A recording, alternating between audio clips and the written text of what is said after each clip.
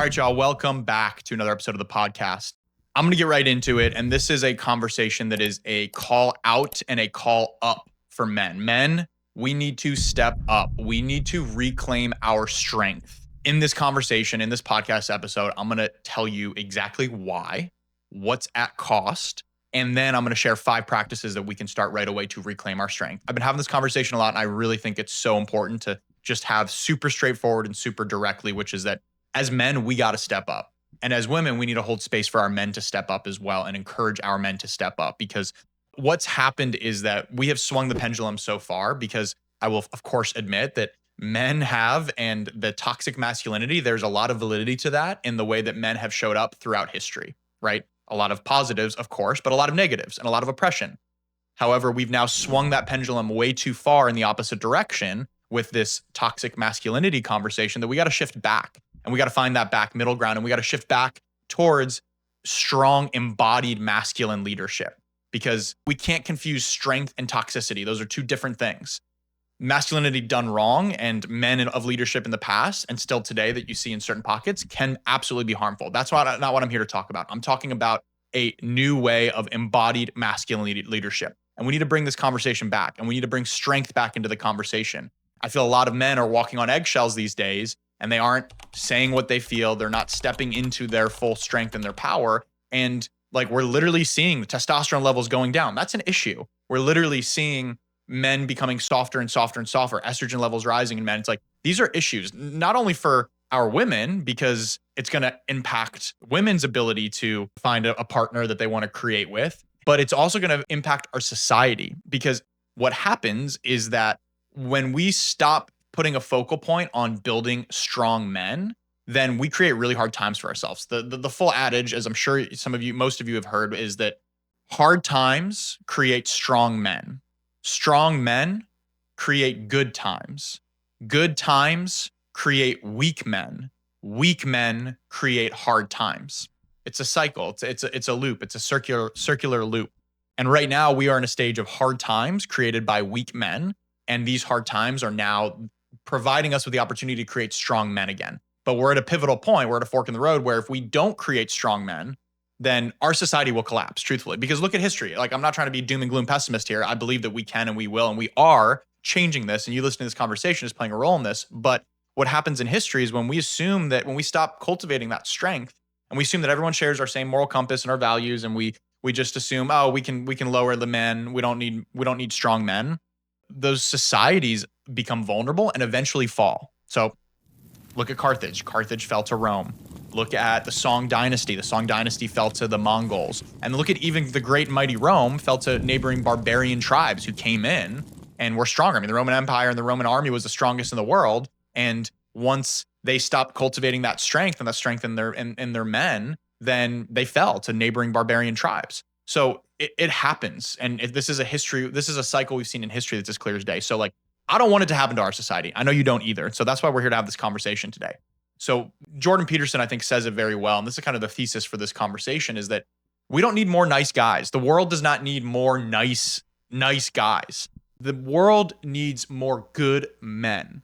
And I want to help develop these good men and develop you as listening to this as a good man. I'm practicing on becoming the best man that I can be and a good man. So let's break down what that actually means. And what Jordan Peterson says, which I love, is he says, a harmless man is not a good man. A good man is a very, very dangerous man who has it under voluntary control. That's it. That's the thesis of this conversation. And there's another adage I love, which is, it's better to be a warrior in the garden than a gardener at war. And that sums it all up so perfectly. And we need to focus on becoming those warriors in the garden. And we need to bring back into the conversation of what does it look like to be a modern warrior, a peaceful warrior, being able to cultivate that strength within ourselves. And also, like, as women, this conversation is really important as well, because this creates that polarity and that attraction. And at the end of the day, in partnership, this is what we need and this is what we thrive on. And women are tired of not having men that are leading, or not having men that are in their masculine, embodying their masculine, because then it forces them to shift into their hyper masculine when as women, And the feminine wants to be able to relax and to receive and rest into that masculine. So this polarity is a really important thing that's affecting relationships, and it's really an issue that not enough people, I think, are talking about or raising the alarms on, and we're seeing it happen very, very specifically. We're seeing testosterone rates declining. Like men today, boys today at 18 years old have the testosterone level of what men in their 50s and 60s had just 50 years ago. That's an issue, and that's not right. And we got to fix that. So I'm going to share exactly how we can fix that in a few practical ways that we can reclaim our strength as men. So here we go. Number one is live with mission and morals. So what this means to me is we got to have a direction. We got to build something. I think so many men right now are just going with the flow or unsure about what they're working towards, what they're building, what their mission is. And as women will tell you, that's a very unattractive thing because they don't want to be able to procreate with someone who can't provide that that direction and that clarity. So what do you stand for? I mean, one of my favorite movies / musicals is Hamilton. And the line that comes to mind is, Burr, if you stand for nothing, what'll you fall for?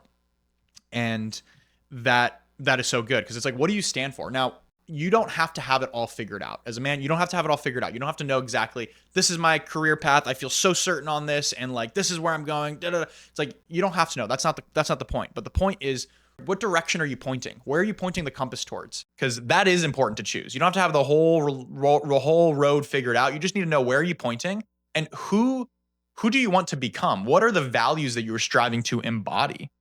Who are you committed to being and becoming? What are those values? What are those virtues? What does it look like for you to be a good man? What does that mean to you? What are the things that are important to you? What does it mean to be a good father, a good partner, a good husband? Like, what are those things? That clarity and that definition, which you can define right now by using those as prompts. Like, what does that look like? Because we need to be able to draw a line in that sand, and being a good man means leading and living with these missions, with a mission and with these morals, and being able to draw a line in the sand. Evil triumphs only when good men do nothing. To be able to drive in the sand and be able to have the courage and discernment to be able to say, this is what I stand for, and this is crossing a boundary. That is so important. I feel like we are so scared to be able to say what we believe and be able to hold a line in the sand because we don't want to offend anybody or we're worried about someone perceiving it the wrong way. And we got to bring this back as men. We got to reclaim that, and we got to live with a mission, a direction, and with morals as well. And I'll get more back to that moral part in a second. So that's number one, is live with mission and morals. Number two is we got to be able to cultivate physical strength. This is a huge part of it. Train your body, sharpen your discipline. Anytime I see someone who is really in shape, there's a certain level of respect I have for them without even knowing them or meeting them, because I know that it takes discipline, it takes focus, it takes consistency, it takes dedication, it takes hard work to be able to be in touch with your physical body and to have that physical body be in shape. So cultivating physical strength is a really important part of this, and it's something that is part of our hardwiring. That's why this makes the list, because it's part of our hardwiring as men and as providers and as hunters. We had to be physically fit to be able to go provide and to take care and to defend ourselves and our lives and our loved ones. We had to be able to defend against other people back before the introduction of the Torah and the Ten Commandments and these doctrines of radical good, which were radical in the time, before we as a humanity viewed everyone as equals, and we came up with the idea that might does not make right. Might made right. And if you wanted something, you just got to go take it and kill it. You wanted that property over there, you wanted that woman, you just had to go take what was in your way. And that's the way that we lived until we started to introduce more of those doctrines and more of those morality into society. And still not all the world lives by that, by the way. So we need to cultivate physical strength because that's the way that we're hardwired for. And when we can be in our physical strength, we are mastering our discipline, we are sharpening our mind, and we will be feeling better as men. It just is the way. Energy will be better. The way that we can show up in other situations is better. We are designed to move. There's a line that I love from Socrates. He says, "It is a shame for a man to grow old without seeing the beauty and strength of which his body is capable." I think that's so good. It's a shame for a man to grow old without seeing the beauty and strength of which his body is capable. And whatever that is, whatever you're working towards, maybe you have certain physical limitations, that's fine, but cultivating that presence with the body is a huge part of this and a huge gateway to becoming a good man. because the other part of that is you can feel your raw strength come out. Like when you're pushing in those sets, or you're in a workout, or you're on a run, it's like there's something that taps us back into that more primal energy, which I think is really healthy and really helpful for us to be able to do, because that allows us to find our edge and to push our edges to see what are we capable of? What is the violence that we are capable of? I mean, I know a lot of people love martial arts because of this, and it's a huge pathway to it. So that's number 2, cultivate physical strength. Number 3, be impeccable with your word. Okay? Speak truth, live with honor. It's so funny, but our word means nothing these days, right? Our word used to mean everything. Our word was our bond. For those of you who've seen Shogun, the fantastic series, and in Shogun, in the first opening scene, it's not a spoiler, you'll see it. The first opening scene, a man literally commits seppuku, or kills himself and ends his bloodline, kills his son, because he brought dishonor to his master. Like, whoa. Now, of course, that is an absolute extreme. I'm not saying that that's what we should do, but think about this for a second. The way that our word and our honor meant something so much to us is that if I dishonored my master, if I dishonored my leader, if I dishonored someone, then I would be moved to the point of ending my life and my bloodline as a result of that. Like, that is wild. But you don't have to even go that extreme to look at. I mean, in every movie, in the Roman gladiators, you look at the gladiators, it's like your word, or in battle, it's like even to your enemy, your word, you honored, you lived up to that word. And that's a really important thing. So as men, let's relate it to what that means today, because obviously those are extremes and we're not going to battle in that way. So what it means to honor your word is honor your commitment. When you make a commitment as a man, firstly, be conscious with that commitment, and don't commit. Like, we got to get rid of this maybe energy. Like, I think it's a horrible thing to have the like maybes as an option on RSVP. And I will never RSVP maybe to something. It's either a yes or a no. As Yoda says, do or do not, there is no try. So we got to cut out this like trying energy of like, oh, I'll try to make it. Like, we got to clean that up. So being impeccable with your word means being in your truth and honoring your commitment, and being more conscious about what are you committing to? What are you committing your energy towards? What are you saying you're going to do? And then when you say you're going to do something, how are you following through with that? Or if you're not able to, how are you having that conversation up front and renegotiating that expectation, or changing that commitment? The other thing that I will share from a personal perspective on this is say it like you mean it. So for me, I've really worked on this over the last, I would say, year. This has been a big focal point for me, this specific one of being impeccable with my words, committing, and saying like I mean it. So the example is I'll use with women is that for me, I always had a really, really, really difficult time with breakup conversations, or when I would be dating someone and it was clear this wasn't going to the next level. Those conversations made me so uncomfortable. And here's why: because I was tap dancing around the point. I was tap dancing. I was like using a lot of words and fluff and like saying a lot of things, but not really saying anything directly. And I did that out of a good place because I didn't want to, my perception was I didn't want to hurt that person. So a conversation would be like, yeah, I mean, I like you, but I don't know, like I've got a lot going on with work right now, and like I'm just not sure, and I don't know if I want a relationship right now, if I'm in the space to have it, and I feel like you should have someone that wants you more, or like, you know, I've just got a lot going on right now. It's like those would be those conversations. It's like, ooh, uncomfortable, right? But I would do that because I wanted to quote unquote soften the blow and not be able to say what was real. Is that, hey, I've loved getting to know you. However, I don't feel a deeper connection that makes me want to pursue this further right now. And I want to be completely upfront and honest with you about that. See how different that is? And I've had that conversation now. And when I had that conversation, I was blown away because 1, it was way easier for me. 2, it was more honest.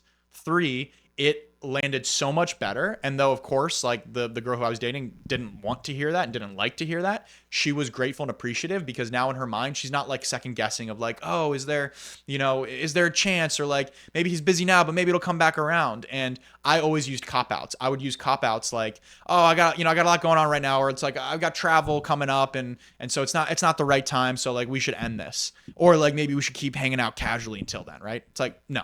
That's not what a good man does. A good man says his word and is honest and delivers things and is impeccable with his word. And so I have started doing that in romantic relationships, in dating, and everywhere else that I can, and being super straightforward and honest. And it's a practice, especially as a quote unquote people pleaser. It's a practice, and this takes practice. But start by noticing what words you're using. When I was hosting a retreat in Iceland earlier this year, had this conversation with one of the men, and this is a very common conversation with the men, is that we have a hard time saying exactly what we feel or what we want, and so we're tap dancing around it. And so I pointed out to one of the men who was on the retreat we were working with is, what are you really wanting to say right now? Say it like you mean it. What are you really wanting to say? Even in the filler words that we use, like how sometimes you just you just don't want to do the thing, or how sometimes someone says something to me, says something to you and it hurts, and I kind of want to try to do this, like I kind of want to try to be to start a business because maybe that'll work. It's like, I kind of want to maybe try to. Those are all filler words versus I want this. I want to start a business. I want to do these things. Do you see the difference in that? Energetically, the difference in that is massive. So pay attention to the words you're using, the filler words, and stop tap dancing around things. Say it like you mean it. So that's number 3, be impeccable with your word and honor that word, honor that commitment. Say it like it is. Number 4, control your impulses, master your urges, own your energy. I mean, this is just the crux of the conversation. This is key. This is what Jordan Peterson is saying, is that we have to be able to own our impulses. So there's a line from Proverbs chapter 16, verse 32. Better is one slow to anger than a strong man, and one who rules over his spirit than a conqueror of a city. This is wild, because this is showing that the Bible's telling us that it takes more strength to master your inner world than it does to go conquer a city. Wild. And I believe that to be true. I totally believe that to be true. So let's look at that, for example, and just show the importance of controlling your impulses and also the difficulty of this. And this is where I really want to bring back in this concept of, this is a practice. This is not something that tomorrow you just decide, okay, I'm going to be perfect, I'm going to master. It's like, no, we're human and we have these human impulses and these human urges. And so we have to work with this and we have to practice this. I'm going to share some ways that we can exactly do that. There is this concept that I love in Judaism, which is the concept of Yitzhar Harav and Yitzhar HaTov.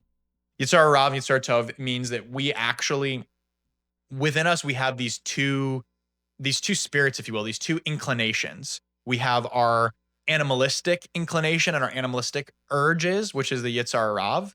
And then we have our good or our divine inclinations and our good spirit, which is the Yitzhar HaTov. And it's kind of like the adage I'm sure you guys have heard, which is there's 2 wolves that we have within us, like a good wolf and a bad wolf. It's like, which wolf are we feeding? What voice are we feeding? So it's that. It's another way to look at it is like the angel on one shoulder, the devil on another shoulder. It's not quite the way, but the reason I like Yitzhar Harav and Yitzhar HaTov is thinking about it from an animalistic, like we have an animalistic soul and then we have a divine soul. And these 2 souls are constantly at battle. And we have the ability to feed and to focus on feeding these 2 souls in every single moment with every decision. And that's the practice. And I like that thing about the animalistic, because it's like my Yitzhar Harav, it's like our animalistic tendency is, as a man, it's like we want to like, it's just, and as a human, it's like, it's food, it's sex, it's short-term instant gratification. That's what we're wired for survival and for comfort. Like that is present. So we have to acknowledge that. And then we have the long-term, and from the Yitzhar HaTov is this concept of having a long-term view on gratification, delaying gratification, doing the hard thing, doing the right thing, denying ourselves from that, like that impulse or that urge to eat that food or to have sex at that moment, or to have that urge to smoke that joint or whatever it is that we're battling against. And this is a great framework to think about. So we have to practice bringing in that Yitzhar HaTov. We have to practice winning those battles. And I look at that every moment. Like when I have an urge, whether it's like, whether it's an urge to like go eat that food that I don't want to eat, or to just get down into scroll her. It's like that urge is so close. It's right there. It's like, there's a battle going on right now. It's like, can I win this battle? Can I decline that call that's coming in, that urge, that urge of that animalistic self? Can I decline that to be able to master myself? And I'm not perfect with this. Nobody's perfect with this. But when you start to focus it on that way, you start to win more battles. So think about it that way. So the other part of this is really important, is the conversation that we need to have again, because I think it relates massively to the lack of the decrease in testosterone and us living more as sheep rather than men, is pornography and porn addiction, because it is so real. It is so rampant. And you have to ask yourself, what are you consuming? So not just porn, but food, but media. So think about it this way: for controlling your impulses, for this number 4 practice here is do an audit. What are you consuming the most of? What's your music? What music are you listening to? What YouTube videos are you listening to? Are you consuming? What conversations are you having? What porn are you watching? Like all of these things come into what food are you eating? All of these things come into our realm and become who we are. And so we need to take control of that because the the most basic thing, and this is something that I practice with consciously as well, is semen retention, is not masturbating, because that is like the most fundamental urge we have as a human, as a man. And if you're anywhere right now where you're like, all right, I want to become a stronger man, I want to become a better man, start right here. You don't need to go any, it's so simple, is commit to saying for the next 3 weeks, 3 weeks is a good target to start with. For the next 3 weeks, maybe even start with 1 week if 3 weeks sounds too hard. For the next 3 weeks, I am not going to ejaculate. I'm going to hold my seed, because think about it, as a man and his creation as well, that is our seed. That is our life force. And think about how detrimental it is to our energy if we every single day, sometimes multiple times a day, are just throwing that seed, tossing off that seed into tissues and flushing it down the toilet. Like, that's not a good way to manage our energy. That's not a good way to control our impulses. And furthermore, if we're tossing off that seed, if we're giving away our life force while watching a video of another man having sex with a woman, two people that we don't know, like, just think about for a second, like, how messed up is that? For real, for real. So this is something I've committed to. I've stopped porn for the last while. I've been off of porn because of what I was seeing it happen, and I felt myself being close to going down into that spiral, into addiction. Thankfully, I didn't get to that point, but I was able to. There's plenty of men out there as well, and coaches that help people work through porn addiction. I'm happy to refer anybody to them if you want, but I would just say, start with this. Start with doing a semen retention challenge, because I'm right now I'm now in the middle of doing a semen retention challenge as well, because I'm working towards some creative endeavors. And for me, I use that as a way of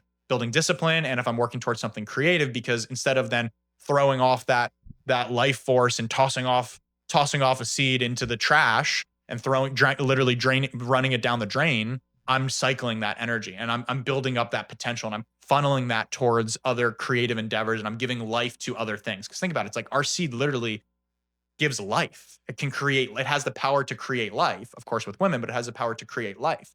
And so, do you want to just flush that down the toilet? And do you want to be hooked on like just getting off to other people having, like, it just makes no sense. So let's get back to it. And so start the semen retention challenge, and you will see how hard it is. And you will see what Proverbs 16:32 says. You will see what this means, that it is easier to go conquer a city than it is to rule over your own spirit and to rule over those inclinations that you have, and those animalistic tendencies and desires you have, and to practice this. The other thing I noticed with semen retention challenge, and why I do it from time to time, is that it's incredible way of building. You build energy, and like I swear it happens every single time I unlock it. It usually is around like 10 days in. The first week is always hard. The first few days are hard. And then it gets easier, because you start to rework those patterns of whenever you usually masturbate or whenever you usually watch porn. Once you start to rework those, whether it's in bed or in the morning or whatever it is, it's like you start to rework those patterns, and then it becomes easier. And then it gets harder around like week 3 is when it gets harder.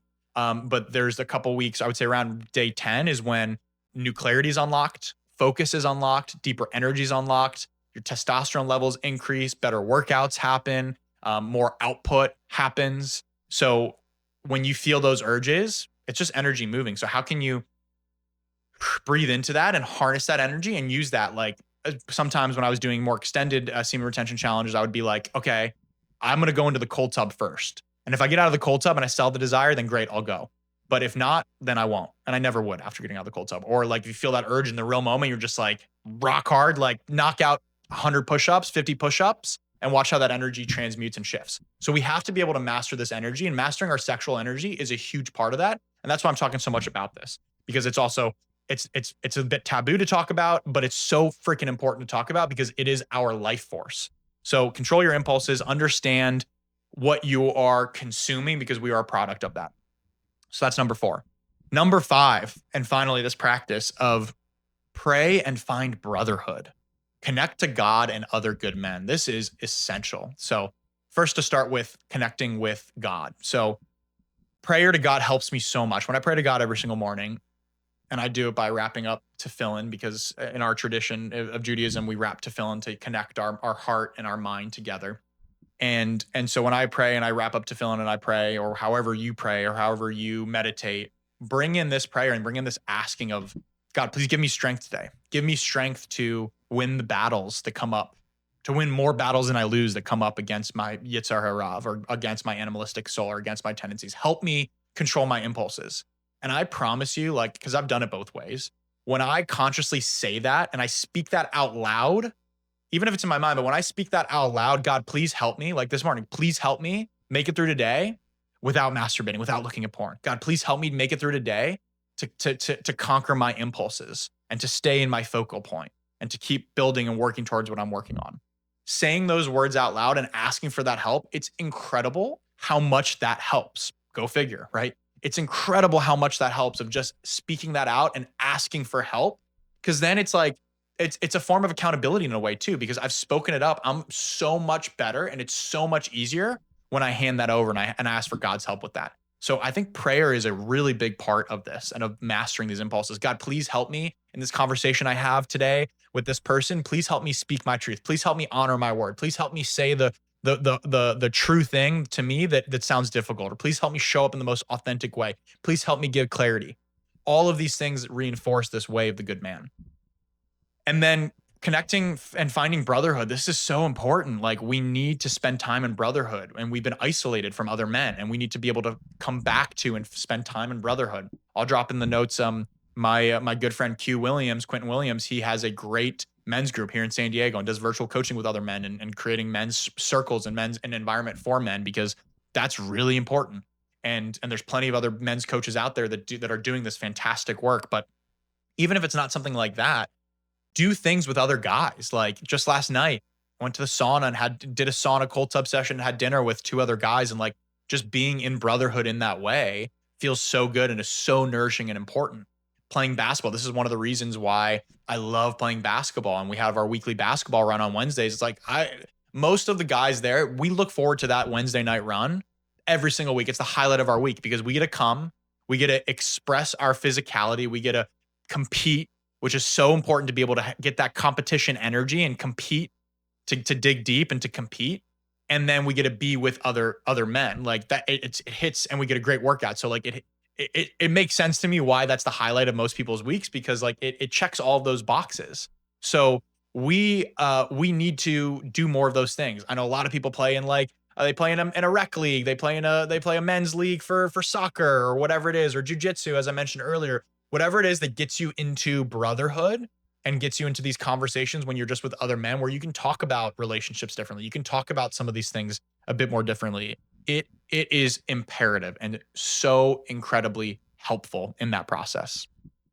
All right. So those are the 5 practices. Just to recap here. Number 1, we need to live with mission, with morals, with direction. Number 2, we need to cultivate that physical strength. Competition is a part of that as well. Train our body, strengthen our mind. Number 3, we need to become impeccable with our word. We need to speak truth, and we need to live with honor. Number 4, we need to and we must control our impulses, to master our urges, to master our own energy, and to own our energy. So important. And number 5, the practice of praying to God, talking out loud, asking for help, and then finding brotherhood and connecting in brotherhood and expressing ourselves as men together. So I'm going to wrap it up here as we get to the end of this podcast. But if this resonated with you, if there's any parts that really resonated, drop me a message, drop me a DM, and let's talk about it more. This is something that I'm going to definitely start talking more about, because I really find it's important. And this is the foundation of how we lead ourselves as men, and as a result, how we lead ourselves as a society, and why it's time that we need to bring back in this embodied form of masculinity. Notice how everything I said here is not toxic, but actually embodied. And we'll do a whole nother episode talking about how we can embody our emotions as a part of it, and like what it means, how as embodied men and good men, we can work with emotions, because that's a really important part of it. And we can emotionally regulate ourselves, and we can work through our emotions, because that's a super at the core. So, all right, y'all, lots of love. Let's practice this as men. Women, if you're listening to this, you find this interesting, send this to other men that you think might relate and resonate, and let's get your men in your life on this train. So let's go. Lots of love, y'all. See you next time.